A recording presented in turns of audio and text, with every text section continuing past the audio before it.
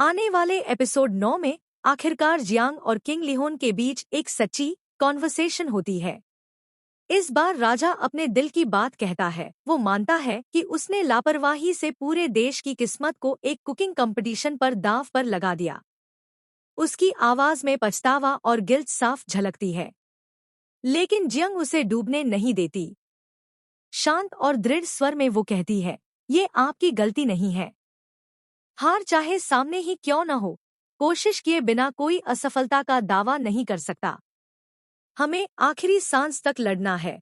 Jiang के शब्द राजा को अजीब सी तसल्ली और हिम्मत देते हैं, जैसे तूफान के बीच कोई मजबूत सहारा मिल गया हो।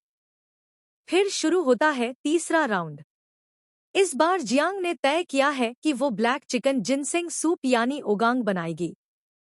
लेकिन मुसीबत यही है, पिछले हमले में उसके प्रेशर कुकर का ढक्कन टूट गया था। युंग चानसेन ने वादा किया था कि वो उसे ठीक करके समय पर पहुंचा देगा, पर अब तक उसका कोई अतापता नहीं। टीम के साथी घबराए हुए पूछते हैं, अगर ढक्कन समय पर नहीं आया तो? जियांग बिना डरे मुस्कुराकर जवाब देती है, तो हम प्लान बी पर चलते हैं। उसकी आंखों में अटल जिद और हिम्मत झलकती है। उधर पिछली रात मोकजू ने गुपचुप प्रिंस जेसोन से मुलाकात की थी। उसने साजिश भरे शब्दों में कहा, ये हमारा मौका है।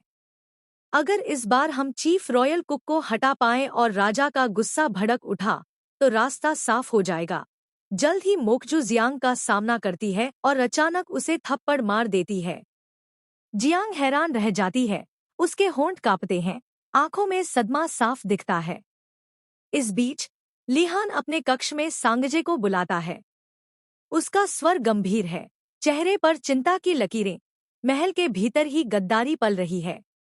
कोई है जो कंपटीशन को बर्बाद करना चाहता है। उसकी बातों से माहौल और भी भारी हो जाता है। नतीजे घोषित होने के बाद माहौल और गर्म हो जाता है।